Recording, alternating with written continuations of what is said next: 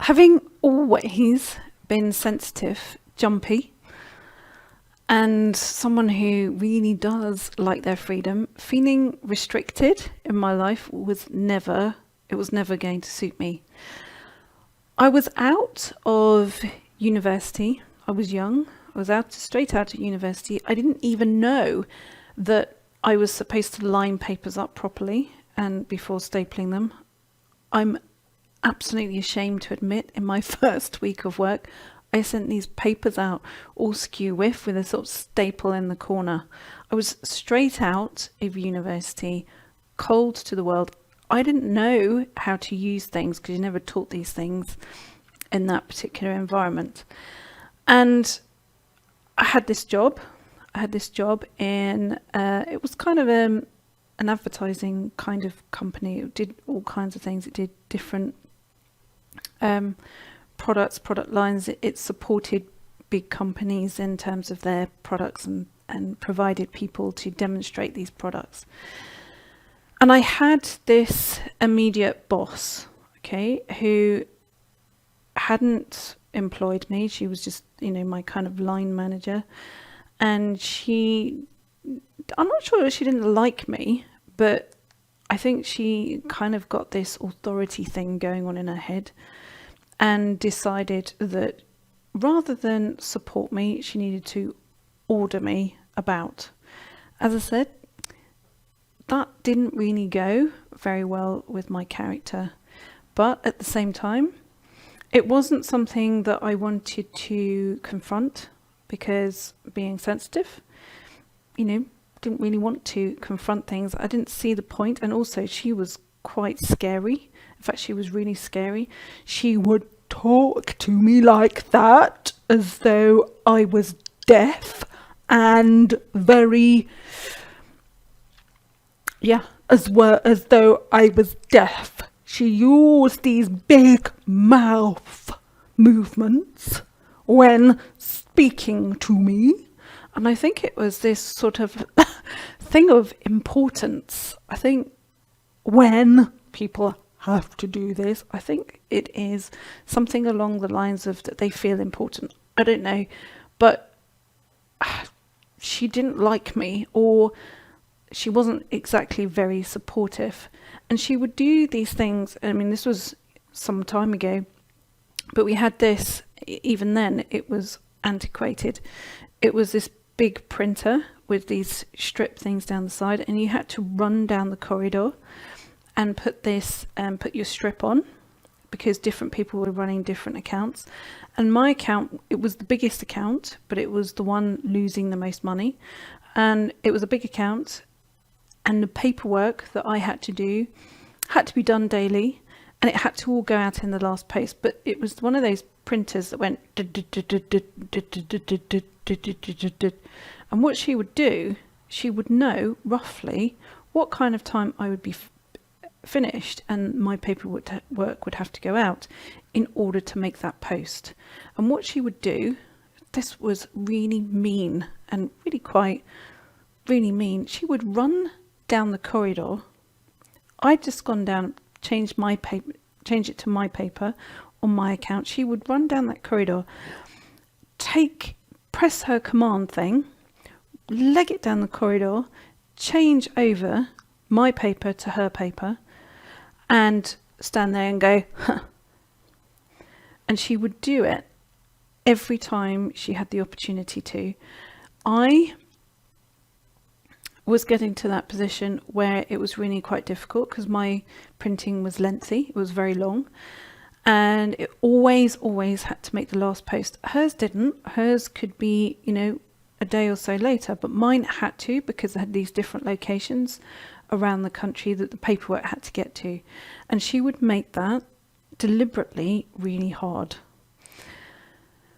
She had loads of this whole self-importance thing, but spent most of her time, and I think that's probably why she used to dash down the corridor and change my paper, because she had to be busy and important. Most of her time outside smoking, and whilst accusing me of being lazy and disorganized. And every time I would go down the corridor, she would be outside talking at the top of her voice, smoking a lot.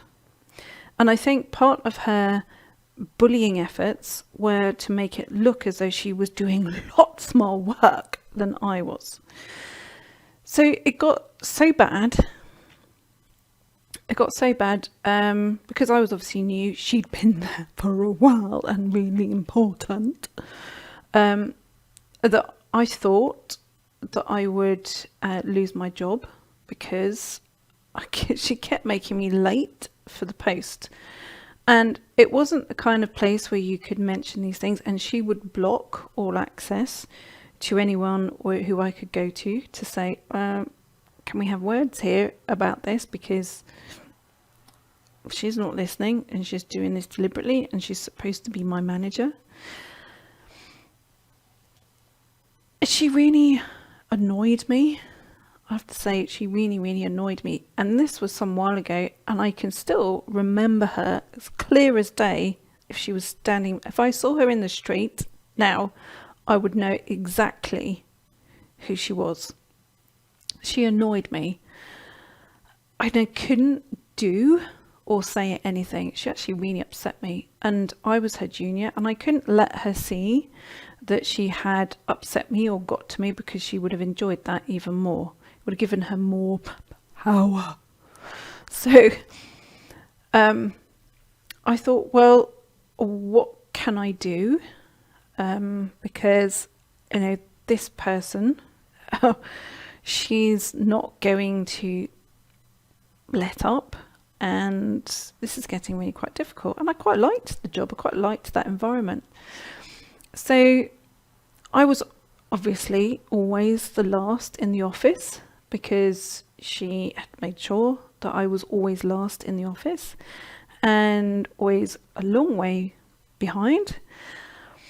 And I thought, and this is how we were laid out. So I was on this side, this is me, this is her on the other side, and she did have hair like that. I've drawn it like that because that's exactly, and she had a face like that as well. It was always snarling at me.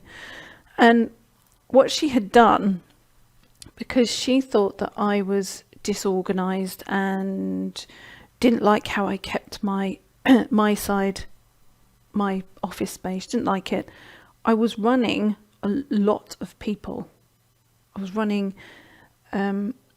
7 locations through the UK, and on my own, no help. She was meant to be helping me. She was meant to be my line manager, but she was busy doing her thing to make it look as though she was very important to the senior boss. So, but she had this, and I've drawn them like this because they were these box files, and I'm not kidding. They were those box file things that you store lever arch files in, and she'd have them all perfectly aligned, and then she would have her folders, and she would be putting them in like this on the which side, making a point that I wasn't organised enough. She had time for all that because she wasn't doing any work and was letting me struggle. And she had this line of these files that divided our space. Normal people, quite frankly, wouldn't have this row of box files there dividing space, but she did. And so I was really naughty. And the fact is I didn't want, there was nothing to confront. I couldn't confront anything. So she had this row here, and I knew she was a neat freak.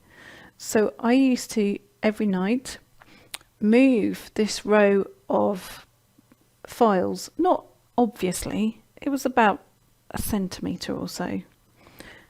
Every night I'd move them a centimetre across. So she had this big space, walk-in space, that she could swish about and go into her walk-in space. And she'd left me in this little tiny gap. And so I would nudge all these files, and I'd make sure they were dead straight, a centimetre across each night. And she'd come in the next day like this. And her brain would think, something's changed. but she couldn't figure what it was because I hadn't made it obvious. I'd just done it a little bit, but it was just my little private payback. She couldn't work out what was different, but it wound her up. And I'll say as my little bit of payback. Why did I move the boxes? You could say, is that petty? Isn't that petty, Heidi? Well, I moved those boxes because her obsession was tidiness, neatness and order rather than teamwork. We were meant to be working as a team. Her obsession was not teamwork, and it certainly wasn't getting the job done. We had these people all around the country who needed our support, looked to us as the people who were overseeing them and supporting them in their efforts in these different locations. And I wasn't prepared to talk down to them. I was young anyway. I wanted to work with them and support them. But I didn't have someone who would do that with me because it was all about tidiness and order. So I moved these boxes over a little bit so that it kind of, it was a moment of, maybe I can just deal with her, because I didn't want to have to leave, because I was happy to work with these other people who were all around in these different locations. It was just my immediate space was hell on earth. And moving those files across wobbled her. And to top that, the big boss was this old chauvinistic guy. Okay. And I'm not kidding, he was something from the Avengers. Okay. He wore every day to work, I'm not joking, a bowler hat. He'd come in with a bowler hat and an umbrella over his arm, and he had these pens all in his top pocket, and he was something out of the 1930s in terms of an accountant. He refused to use computers. He owned the company. He refused to use computers and would write everything in these huge ledgers, and we were supposed to decipher what the earth it was that he'd written. If you asked him, you would get this, kind of, chauvinistic viewpoint, and that he had these little women working for him. So I knew that there wasn't any point in going to him, because he'd think about complaining or anything like that, because I knew I wasn't going to get anywhere. It'd be, you silly girls, that type of attitude towards things. So I thought, well, how do I work around this guy in the bowler hat? I decided to flatter him rather than complain, because I knew that the complaining wouldn't work. And part of that flattery was he let me. I said, because the legs on my desk were literally falling off. That's something that she, again, had swapped around. So she made sure I had the old, crumbliest, rubbishy desk you could possibly have in the whole office. And I flattered him and said to him, can I have a new desk, please? And he said, I flattered him because he had this whole collection about Agatha Christie novels. And I just went in his office and I thought, okay, he likes Agatha Christie. I'm going to say something about books and Agatha Christie and the stories, and ask him about what he liked about the stories and all this kind of stuff. So I did all that to get this desk, because I was inching these things over a centimetre each night. So my gap was getting a little bit bigger. And I thought at some point or other she's going to notice that my gap's got bigger and hers has got smaller. So I looked through the book and I ordered the biggest desk that I could find in the order book, and I arranged for delivery on her day off, so that it would be delivered and put in, and that there would be no fuss, and that it would just be there on the next work day. And I think after a period of time, I think she began to feel smaller, because everything about who she was kind of moving in on her, and so she wouldn't work as a team. She was bullying. She would do everything she possibly could to make my life as most difficult as possible. She would even make sure that I wasn't allowed a parking space, anywhere near a parking space. So her world, because I got this big desk and was moving this across a centimetre each line, or it actually got to smaller bits, otherwise I thought she will begin to notice. And I think everything for her was beginning to feel smaller, and she wasn't going to get anywhere. Okay, that I wasn't going to get into a he said, she said, she said situation with the big boss. I think she knew that I wasn't going to do that. I think she wanted me to, because she would do the whole I'm so important thing, just to make sure I could be put back in my box in front of the big boss. But I think she kind of worked out that I wasn't going to do that. So it got down to a silent me or her scenario, really. And she'd made sure, really worked hard to make sure it was going to be a me thing.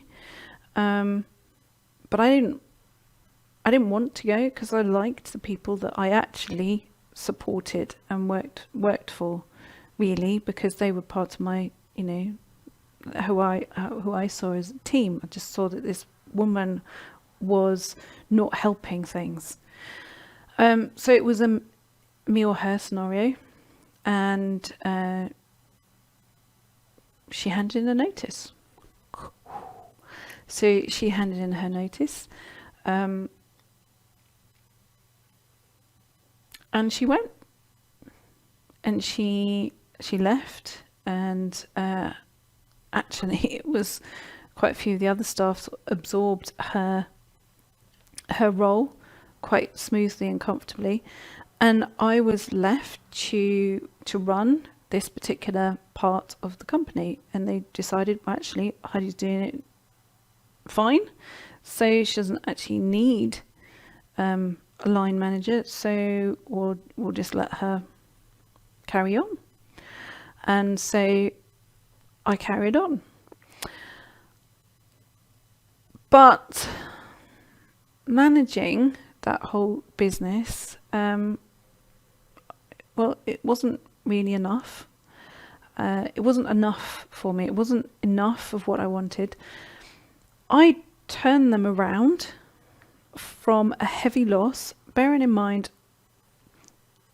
wicked one, wasn't actually doing anything. She wasn't doing any work whatsoever other than the other parts, which I had nothing to do with. Another part of the company that I had nothing to do with. She wasn't involving herself at all with what I was doing, other than overseeing. And over that period of time, I turned them around from heavy losses, and they were hemorrhaging money. And I turned them around from heavy losses into a sizable profit, with no bad debt. And it had a fair old whack of bad debt, as in people hadn't been paying their invoices.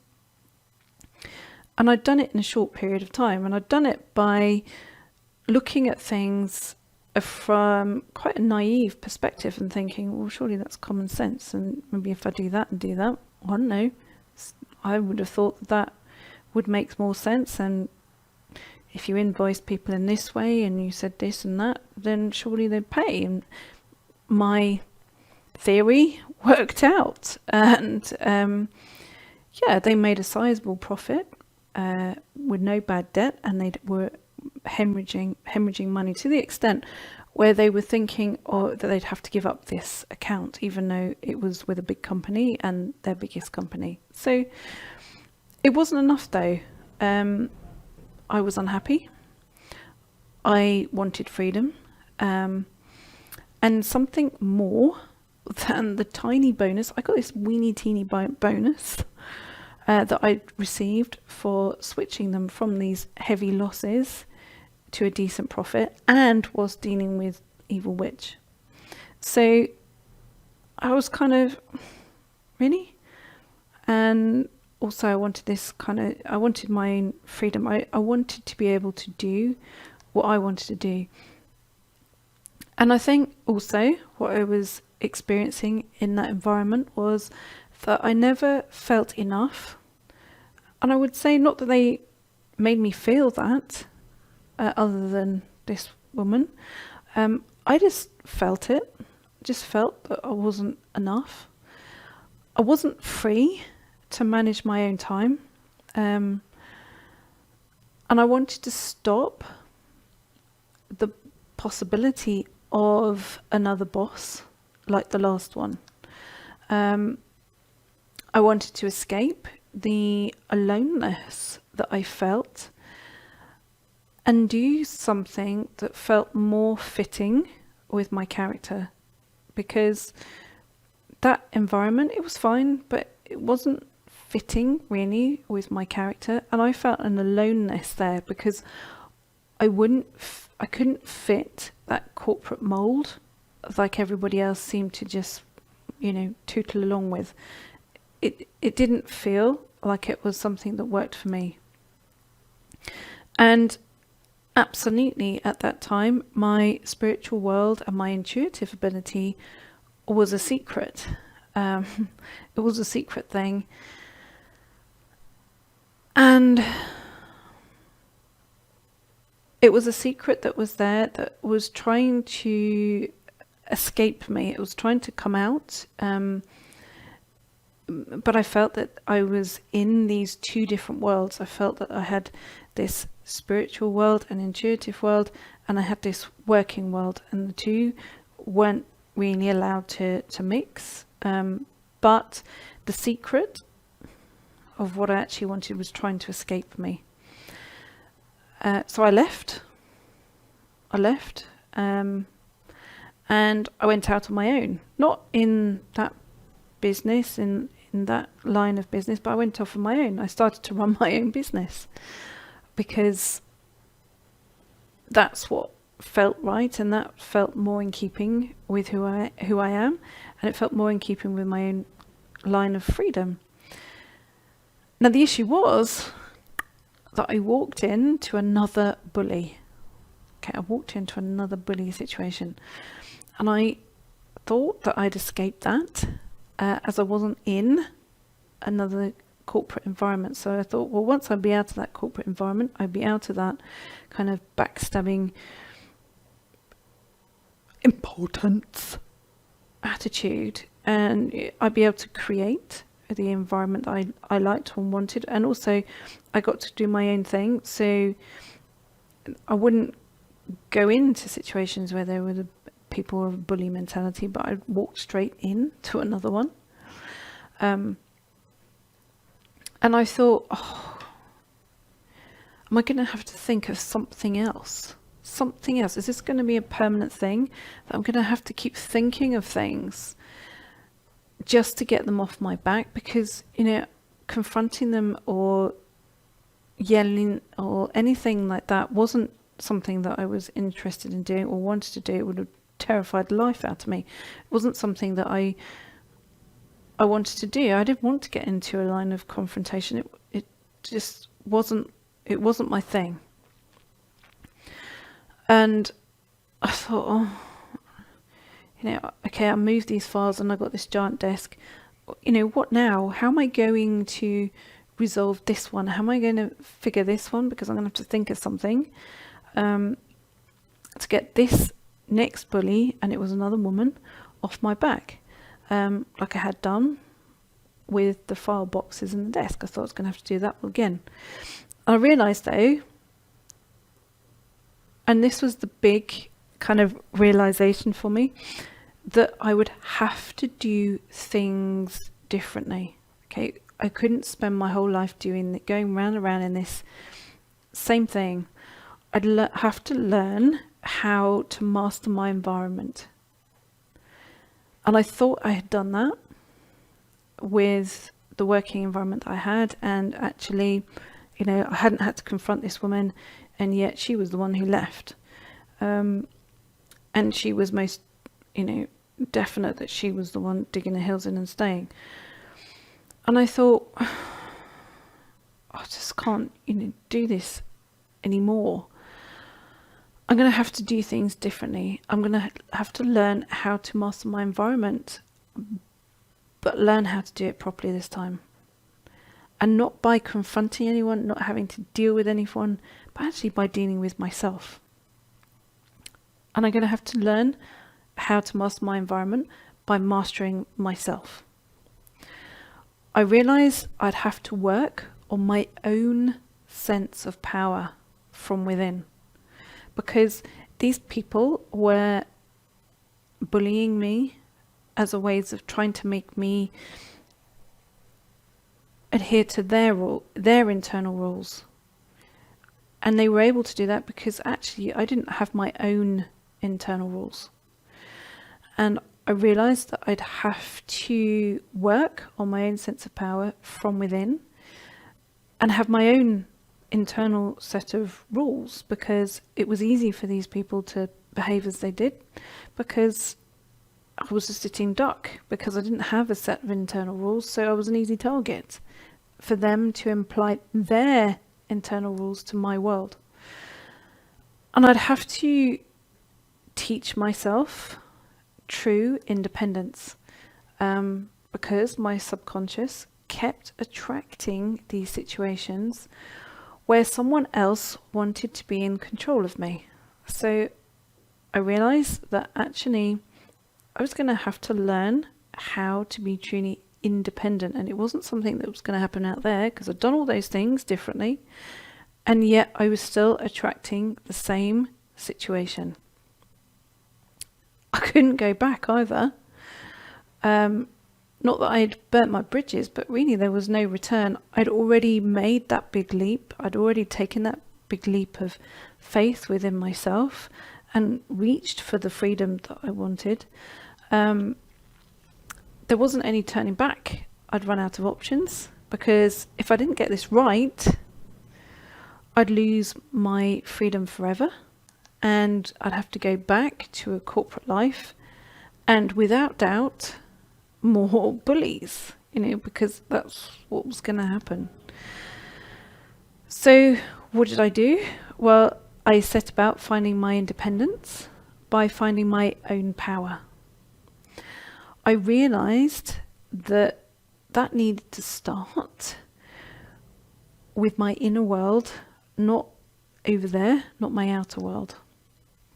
And finding my own power meant working on really what anyone outside of my world at that time would think, oh, isn't that all a bit woo-woo stuff? Actually, it's not when it comes to your internal world. I found my own power and realised that finding it meant working on the balance of my male, so what I saw, what my internal world saw as male energy, and what my internal world saw as female energy, that I really needed to get those two working together, because that internal separation between the two was creating this void that bullies were finding easy to utilize and work with. And they think, this person hasn't got these two parts of themselves working together, or sitting target, and I just nip in there and give them this format of who they should be. And I realised that actually, if I didn't want that to happen anymore, if I didn't want any of this bully stuff to happen anymore, I'd have to find this balance, my own balance, where the male and female of who I was, and everyone has one, call it what you like, call it yin yang, you call it male female, but these two, kind of a balance of dependence, independence, all of that kind of stuff needed to merge in my internal world, and that's what I decided as the ways and means to finding my own power. And absolutely, here I am today. My inner world is independent, and I'm going to say it is absolutely. I'm going to say my inner world is independent, and in turn, because I, created that independence through interdependence in my internal world, my passion is today my business. What was my passion then? That was the secret thing, the secret passion today is my business. And if my secret passion had been something else, my business would be something else. But that was my secret passion. But I developed that internal world of interdependence between these two parts of me to be able to create that without that void or worry or sense of loss. These two parts coming together, that interdependence, gave me a power of certainty that I could and do apply to all areas of my life. And I would say absolutely I wasn't that person to begin with. It's truly that combination that created my world today. Since that time, I've never had to work for a bully again. Okay, I've never had to work for one again. Never had any of that in my life since, in terms of having to work for that ever again. Balancing the male and the female is where your mind can then see the balance of power and the working or the workings of the subconscious and the part that's in charge of you. So there's a part of you that's in charge of you without you knowing, and I was experiencing that as my reality, and it showed in my external world as bullies in my work situation, or wherever it was that I wanted freedom, that there they would be. Woohoo! Here we are to take in and get you into this position of thinking that actually your world, Heidi, should be controlled. And that was part of, my subconscious working, that, it thought it was in charge of creating a scenario where someone else was in charge of me. And it was. They were in charge without me knowing. I kept changing things in the external world to what I thought would be fine, and yet it still kept coming. And absolutely, an insight into, that part of your subconscious gives you that ability to know how certain people in your life, or who maybe even show up briefly, are acting things out and acting as they do. They are a reflection of the hidden parts of the subconscious. This woman, who was like that, was a hidden part of my subconscious. My subconscious, and how I interpreted the male energy as aggressive and demanding and controlling, and that I was no one other than someone who had to kind of manipulate their way around situations quietly because of this fear of this male energy. All this dynamic was actually going on in my internal world because it was a past experience of how I'd seen things, okay, or how I'd experienced the male and female dynamic in my life, and it was trapped in the subconscious. And this woman just showed up to show it to me, quite frankly. And it was a reflection of it was hidden, and I dealt with it like that, and then it moved into another person who behaved even more of an exaggerated way than this woman did. But I didn't work with that one. I didn't work for that one. I ended up working with That's kind of, whoa, where does this come from? I really, really had to start looking at it. So if you like what I've said, what I've shared with you so far, and you want to go deeper, and you want to do really what I did in reshaping that internal world, I have created an exercise, and it's a way that I did things, and it worked for me. Maybe it worked for you. I've created an exercise of balancing the male and female, where you will then see where your balance of power was. As I said, I saw my balance internal power as this dynamic going on, where I had a mismatch in my male energy. Hence the reason I had this woman showing up in my external world. So I balanced that power out, and I balanced that out with the second scenario that I had coming into my life. Again, looking at it from this perspective, or actually really from the second scenario, because at this one I didn't really know what was going on. I thought I'd just be able to escape and that would be it. So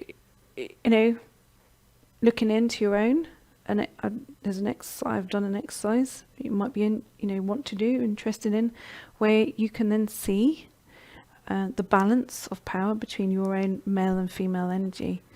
And I've also created a meditation. That's what I'm known for. I'm known for my guided processes, because they get to the point, they get to a core of situations. And this one is the core of this balance between these two parts of yourself, the male and the female. The meditation is seeing the beauty of your secret power, okay? Because you may not even be aware of what your secret power is at the moment, because your focus isn't on it. Your sort of line of opportunity isn't aligned to it. Mine wasn't, until I saw that balance between the male and female. Now, in order to be able to get that, all circle members have access to the meditation and to the exercise. All circle members have that for free.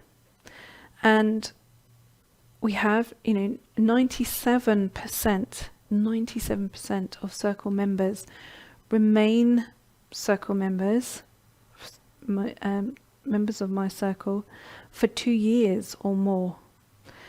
Why? Because they love the support for their journey of transformation. It's 97% stay for 2 years or more as circle members, because they love the support for their journey of transformation. It's not that they're necessarily pouncing on every piece of thing that I put in there, but they know it's there as part of their transformation journey, and something that they can utilize as and when they want to. And as I say, we have, as far as the industry is concerned, a huge ability to retain our members, because they want that line of transformation. In this instance, to help you, I have created an exercise and a meditation. Okay, so as I said, the exercise is balancing the male and female, where you see the balance of power, where you can see the balance of power that is currently unconscious becoming conscious in your world. When something becomes conscious in your world, you have the ability to change it like that. That's what I did. And all this is simply giving you an opportunity to do what I did for that same level of transformation. And the meditation is seeing the beauty of your secret power. Now, the fact is, if you don't believe you have a secret power, we all have a secret power. And the whole point is it's secret. So going into meditation to have a look to see how that shines, how that looks to something in your internal world, and you then have something to you that you're working with, that you're working towards. That's what I did. I thought, oh wow, okay, this is what I'm working towards. This is how I know where I'm going. I wasn't someone, and I'd still say I am someone. I wasn't someone who wanted to share it with everybody. Okay, I wanted to find a level of transformation that was private to me, and that I could share where I wanted to. And so, if you're like that, it's something that you'll find really quite helpful. So yeah, the meditation is seeing the beauty of your secret power. If that's of interest to you, then click on the link below, do it now, and I very much look forward to sharing this knowledge with you. So make the little decision, and believe me, it's a very little decision now, to take your next step, and you'll be very pleased you did.